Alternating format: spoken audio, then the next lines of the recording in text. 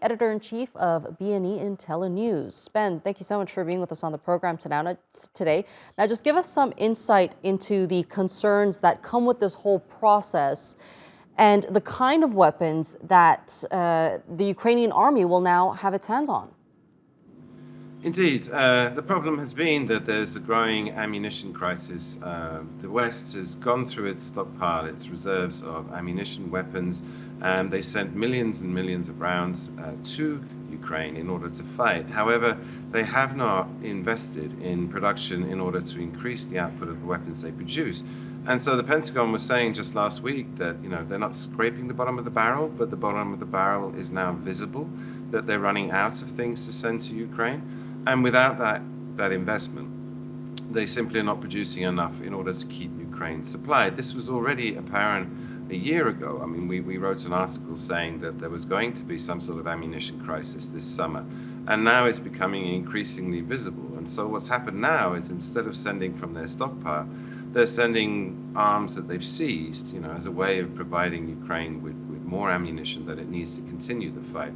It's the same with the cluster bombs that the West has run out of the crucial 155 millimeter artillery shells, which is the workhorse for both sides, and they've replaced those with cluster munition, which are technically illegal, or at least banned in many countries. And that's simply because they have a large stockpile of those, and they allow the Ukrainians to have some more artillery shells. So in this case, it's not been done before to use these seized arms, but a lot, as the pictures show, the Soviet issue, Kalashnikovs, things that the Ukrainians already have and so that they can use. Right, so it definitely is going to make a difference on the battlefield.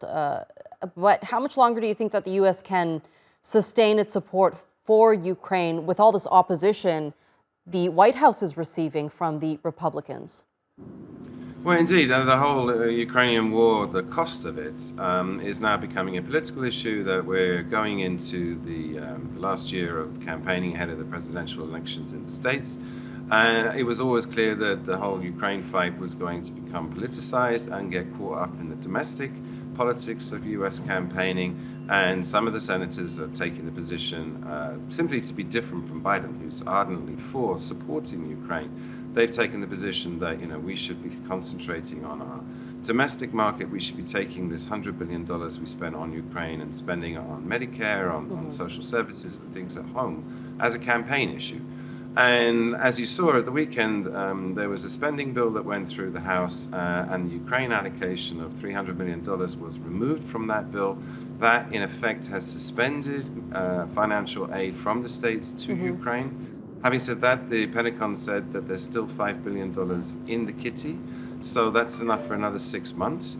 But the funding of the Ukraine war by the states is now looking increasingly in question and is becoming fraught as it gets mixed up in this domestic politics of the elections.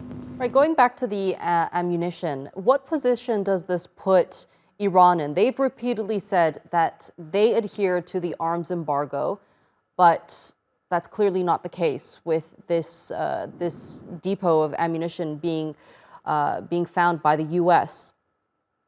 Indeed, and the drones as well. The Iranians have said they haven't been supplying weapons, whereas quite clearly they've been supplying, hundreds, if not thousands, of drones to Russia, which have been a crucial element. Drones have played a huge role in this war, and Russia has a flux of drones now. The Ukrainians, they're reporting from the front line that when they're trying to break through the defenses, they have swarms of Russian drones coming, both attacking for them and surveillance, and many of those drones are Iranian made. And so it's been caught, it's been caught out, it's been caught lying. And it's another reason I think these seized arms have been sent to Ukraine. It's a cachet that they have, and the Ukrainians need them, and the Iranians have denied that they've been sending them, but nevertheless there they are, so you might as well give them to Ukraine to use in the fight. All right, Ben Aris, thank you so much for being with us here on the NewsHour and sharing that analysis with us.